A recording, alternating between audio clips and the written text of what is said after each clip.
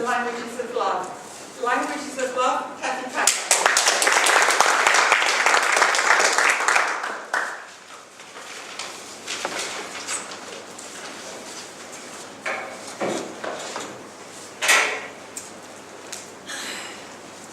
Hi everybody, I'm going to talk to you about the languages of love. There's a special line from a beautiful romantic poem.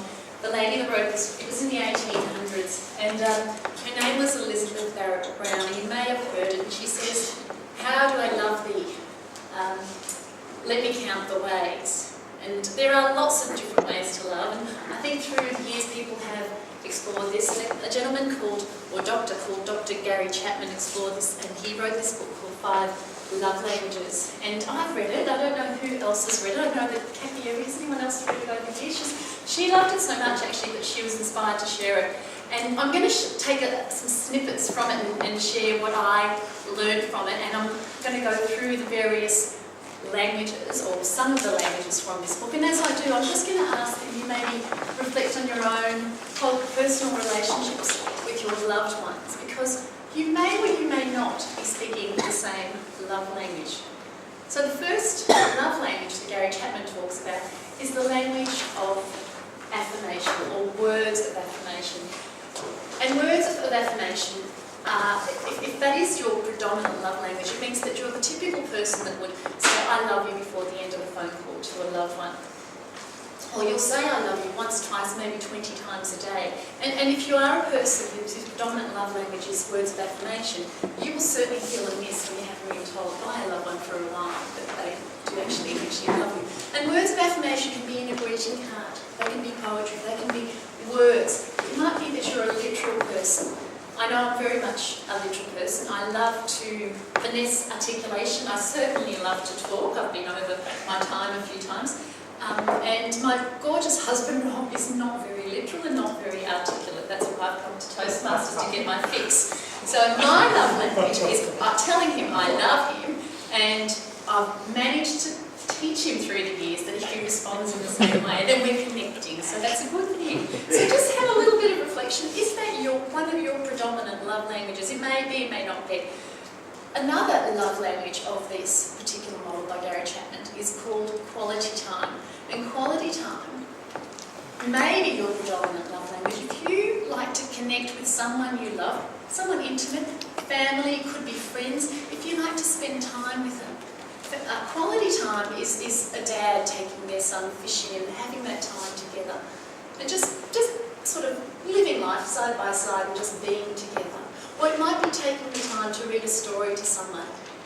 Giving up your time. If you like to give up your time, it might be that that's important to you, and that's your way of projecting your affection for someone else, or giving love. And in the same way, it may be the language that you like to receive your love. And it might be that there's someone out there that you love very much, and that's not their language at all. And that's when things get interesting. A third language that is in this book is that called acts of service. And acts of service is a language that says, I do this for you because I love you.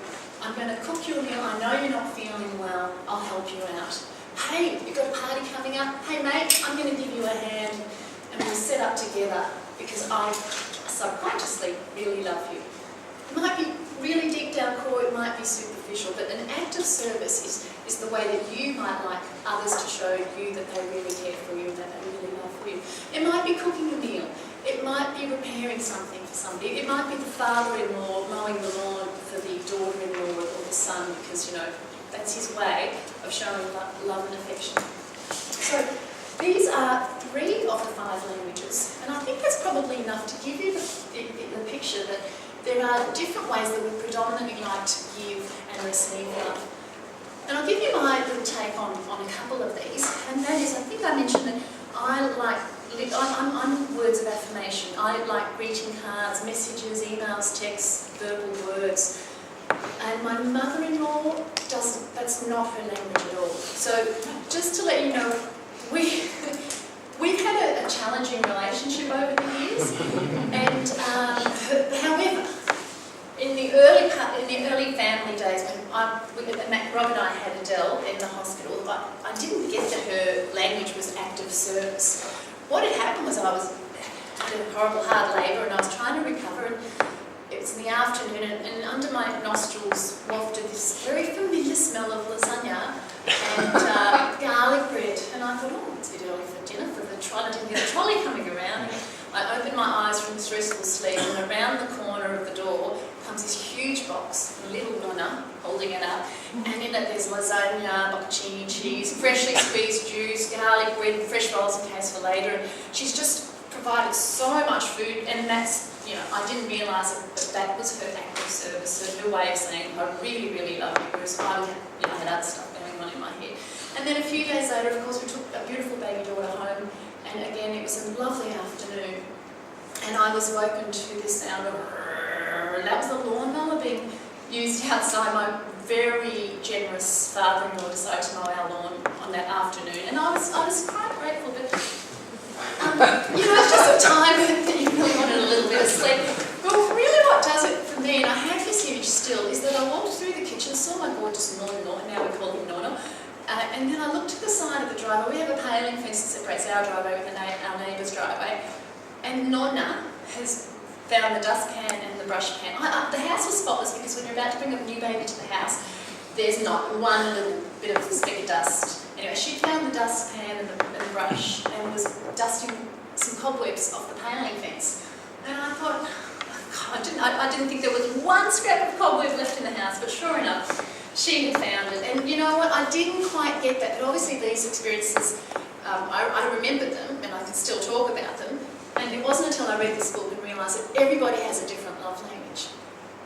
We all have ours, so I suppose I would ask, we can count the ways that we love, and count the ways that we can be loved, but what's your predominant love language, and then how does it relate to those around you? So I'll leave you with that, Lord.